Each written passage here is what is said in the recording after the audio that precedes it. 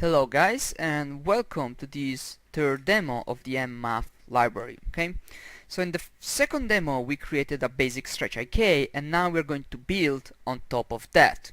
Okay, so we are going to add an extra feature, which is basically the lock of the elbow and also as well the stretch. So what we did, the setup is the same as before. I'm using the same file, so if you don't know how I set up that, just go check the Demo3. So the only extra thing I added here is the lock attribute, basically a 0,1 attribute called lock. So here we have all the old code as before, and from here it will be the new code. Okay? So I'm not going to explain all over the old code, because you can just watch the demo 2 for that. The only difference is I also create a scalar for the lock attribute. Okay, so let's run that. Here we are just creating all the vectors. We are going to subtract to get the length between the start and the end, getting the upper length, lower length, casting that to scalar, summing that, computing the ratio, multiplying by the ratio, and blending the final result. Okay, so also here we create the condition node, we connect everything, and basically we are at the end of demo 2 here. So the next stuff we want to do, we want to compute basically the length we need to snap the elbow there, which basically is going to be the length of the vector of the start driver to elbow, sorry, to pole vector, and then pole vector to wrist. So we compute those two vectors by just subtracting the pole vector position minus the start vector, and the same for the low pole vector, so the end vector.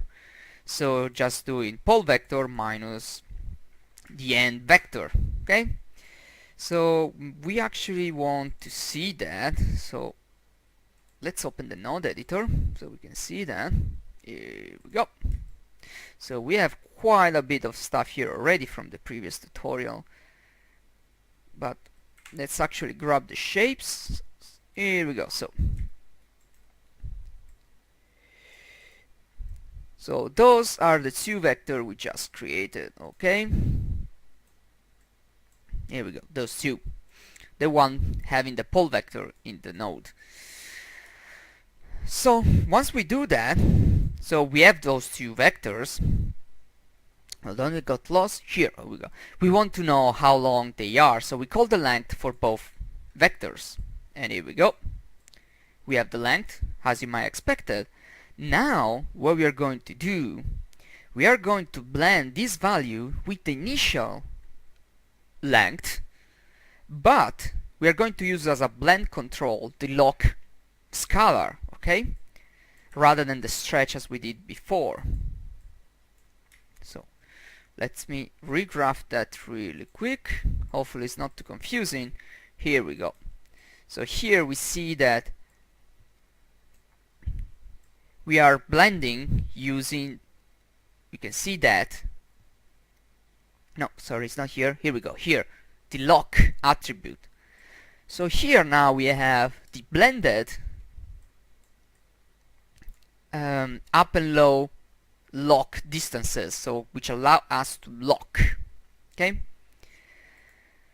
so the next things we are going to do, we are going to cast the condition value output to scalars, because if you remember here, this is the end of the stretch network. Basically in this condition node, in the output R and G, we have the stretched value.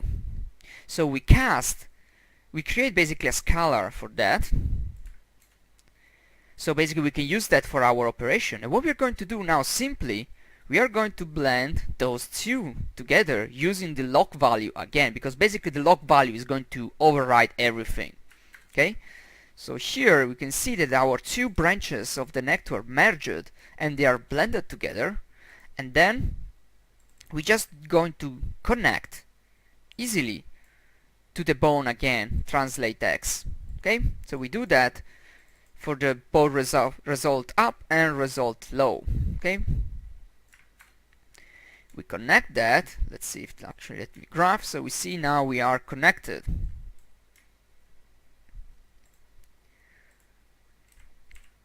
So now I can stretch, but also I can override everything and lock there. Okay, and of course I can remove the stretch and nothing happened because the lock is going to override everything. Okay, so you can see that basically with really few line of codes, how long is that, like probably 10 line of codes, 11 line of codes, we added an extra feature in there with really simple few operation, and in total that will be is less than 30 line of code. We created a nice stretchy and lock setup. Then you know that if you had to create that the old-fashioned way with creating all the nodes, connecting and everything, it's going to be much longer. The code is going to be much longer, and is, at least to me, it gets quite frustrating. Anyway, I already explained those points before.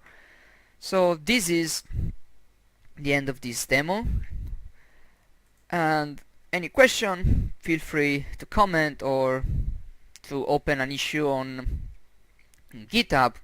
There are many ways to contact me. Okay, bye bye.